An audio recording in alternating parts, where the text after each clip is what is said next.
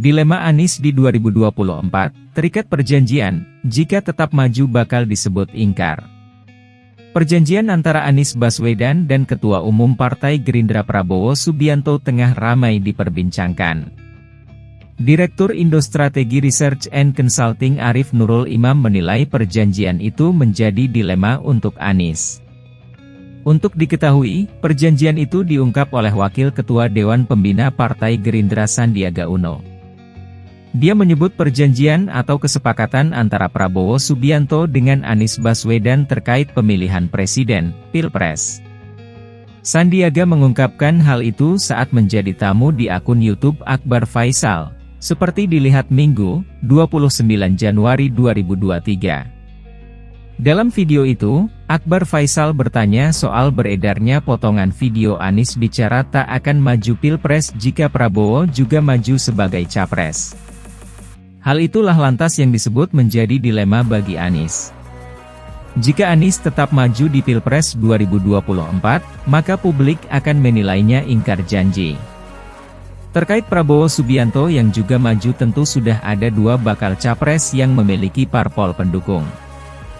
Dalam konteks Anies dan Prabowo ini tentu menimbulkan dilema bagi Anies karena ketika maju Pilkada DKI Jakarta, diusung Gerindra. Selain saat ini yang tengah ramai pembicaraan perjanjian Anies dengan Gerindra bahwa Anies tidak akan menjadi lawan Prabowo, kata Arif kepada wartawan, Senin 30 Januari. Perjanjian ini potensial menimbulkan persepsi publik bahwa Anies ingkar janji pada Prabowo, lanjutnya. Perjanjian itu pun akan menjadi kendala bagi Anies secara etik. Publik menurut Arif akan menilai Anies politisi ambisius.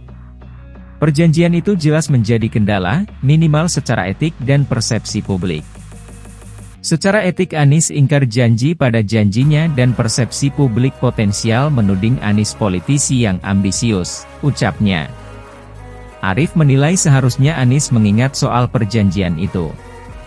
Sebab, menurutnya di berbagai kesempatan Anies pernah menyebut tidak akan menjadikan Prabowo lawan politiknya.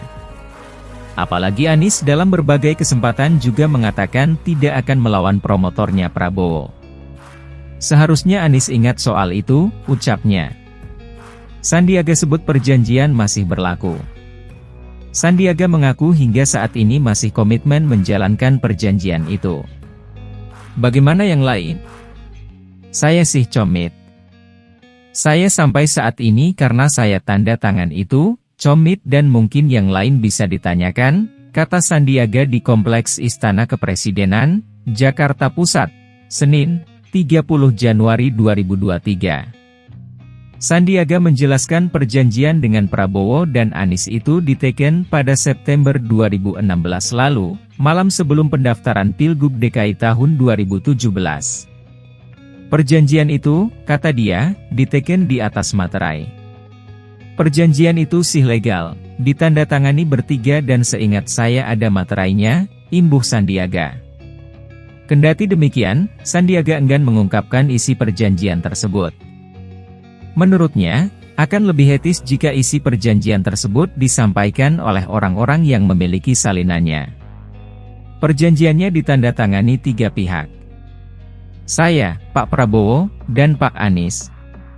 Dan saat itu yang ngedraft dan ditulis tangan sendiri oleh Pak Fadli Zon dan setahu saya sekarang juga dipegang oleh Pak Dasko, ujar Sandiaga.